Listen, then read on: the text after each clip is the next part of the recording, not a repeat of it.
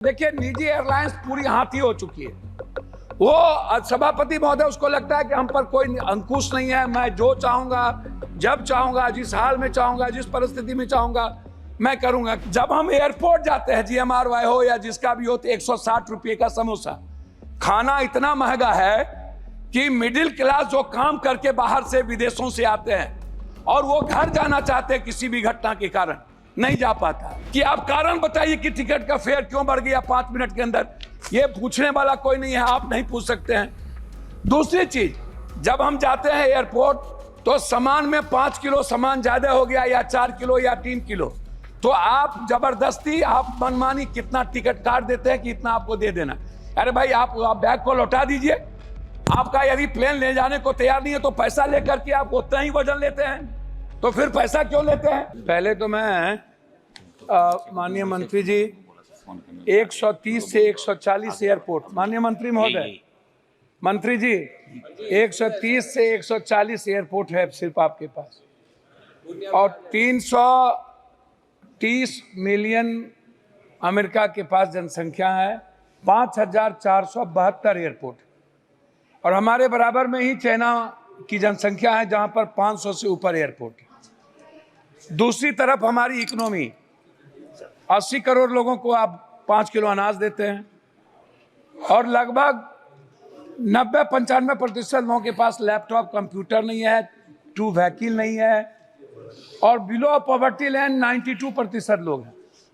आप जहाज को आम आदमी और विभिन्न जगहों पर ले जाना चाहते हैं, लेकिन 41% आपका ही रिपोर्ट है, 41% किराए में वृद्धि होती है। एक, आप ऊपरी सीमा को तय क्यों नहीं करते हैं? आप निचले सीमा को क्यों तय करते हैं? स्लैब निर्धारित आप क्यों नहीं करते? आप इस पर फोकस नहीं करते। एक प्राधिकरण बनाइए जो किसी भी कीमत पर वो निगरानी करे, और समय समय पर ऑडिट होना निजी एयरलाइंस का सबसे ज्यादा आवश्यक है। देखिए, निजी एयरलाइंस पूरी हाथी हो चुकी है। वो सभापति महोदय, उसको लगता है कि हम पर कोई अंकुश नहीं है, मैं जो चाहूंगा, जब चाहूंगा, जिस हाल में चाहूंगा, जिस परिस्थिति में चाहूंगा मैं करूंगा। क्योंकि वो सभी बड़े कॉरपोरेट, बड़े बड़े लोगों से मुलाकात उसकी होती है, उनको लगता है कि हम पर कभी भी कोई अंकुश नहीं होगा। इसीलिए मेरा बहुत ही क्लियर है इसमें कि जैसे मेरा 2-3 आग्रह इसमें यह है कि आप टिकट को देखिए, हर 4-5 मिनट के बाद, जैसे कोई पर्व आता है मेरे यहाँ जितने पर्व हैं, या मजदूर, हमारे यहाँ से 3 करोड़ मजदूर बाहर, 2.25 करोड़ बाहर काम करने जाते हैं। जब शादी का माहौल होता है तो 33,000, 30,000, 18,000, 20,000, 22,000 की टिकट बिकती है। जब कोई पर्व होता है, दुर्गा पूजा हो, छठ हो या काली का हो, चाहे जिस चीज का रामनवमी हो, तब आप देखिएगा तो आपको मिलेगा भाड़ा बढ़ गया। जब हम कहीं बाहर पर्यटन के लिए जाना चाहेंगे, या इन्हीं के यहाँ विशाखापट्टनम या गोवा या किसी भी पर्यटक स्थल पर हम जाना चाहेंगे, तो 30,000 से कभी भी कम की टिकट नहीं मिलेगी। आप हमको एक बात बताइए, ये कोई कारण क्यों नहीं बताता कि 4 बजे 4 मिनट के पहले टिकट का ये कीमत था और ठीक 5 मिनट के बाद टिकट 30,000? ये आखिर टिकट के कारण क्या होंगे? एक तो आपको ये बताना चाहिए कि आप कारण बताइए कि टिकट का फेयर क्यों बढ़ गया 5 मिनट के अंदर, ये पूछने वाला कोई नहीं है, आप नहीं पूछ सकते हैं। दूसरी चीज, जब हम जाते हैं एयरपोर्ट तो सामान में 5 किलो सामान ज्यादा हो गया या 4 किलो या 3 किलो, तो आप जबरदस्ती आप मनमानी कितना टिकट काट देते हैं कि इतना आपको दे देना। अरे भाई, आप बैग को लौटा दीजिए। आपका यदि प्लेन ले जाने को तैयार नहीं है तो पैसा लेकर के आप उतना ही वजन लेते हैं, तो फिर पैसा क्यों लेते हैं?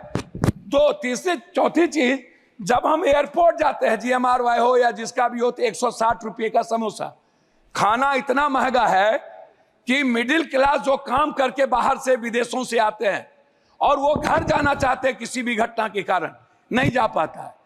चौथी चीज, जब कोई cancer, brain tumour, heart, liver का इलाज है, जो बिलो ऑफ पॉवर्टी लाइन है, उनके पास एयर एम्बुलेंस नहीं है, वो दिल्ली आने के लिए या कहीं बड़े शहर जाने के लिए उनके पास क्या सुविधा है? तो आप क्या ऐसे बिलो ऑफ पॉवर्टी लाइन, जिसको जो कैंसर, जो संक्रमण बीमारी से परेशान है, क्या उसके लिए कोई ऐसी व्यवस्था आप करेंगे कि 4,000 या 5,000 एक फिक्सेशन कर दीजिए?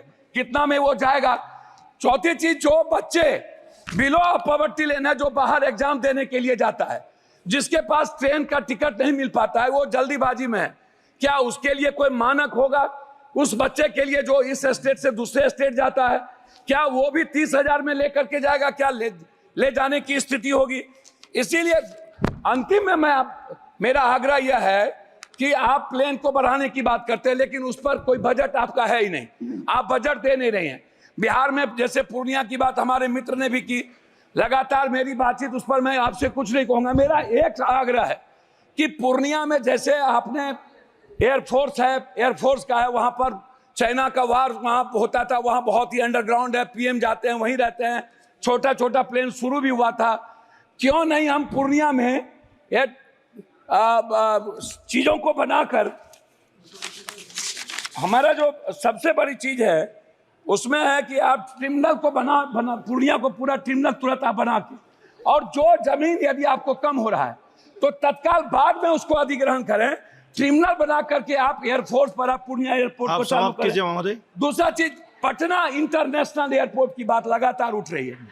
10 सालों से, लगभग 7 सालों से पटना एयरपोर्ट बनने, कौन बना रहा है, कौन कंपनी बना रहा है, कब तक वो पूरा होगा या नहीं होगा? दरभंगा की भी यही स्थिति है। दरभंगा हम सबसे ज्यादा रेवेन्यू देते हैं, लेकिन दरभंगा में अभी तक अटल बिहारी वाजपेयी जी के नाम के ने उसको शुरुआत की थी। 2 एयरपोर्ट थे हमारे पास, एक गया, लेकिन गया इंटरनेशनल कहने के लिए है, हम बौद्धिस्ट चीजों को नहीं जोड़ पाते। अंतिम कर रहे हैं। तो अध्यक्ष महोदय, मेरा आपसे है कि पूर्णिया में एक पूर्णिया एयरफोर्स ट्रेनिंग सेंटर, जो बच्चों के लिए, हमारा आग्रह आपसे, एक डिमांड है मेरा कि आप इसको करें। दूसरा चीज, मेरा लास्ट है हुजूर, मैं लास्ट कर रहा हूं, मेरा आपसे इंडिगो, मेरा आग्रह, जो प्लेन दिवालिया हो गया क्या सरकार दिवालिया कोई एयरक्राफ्ट जो है उसके लिए कोई व्यवस्था कर रहे हैं?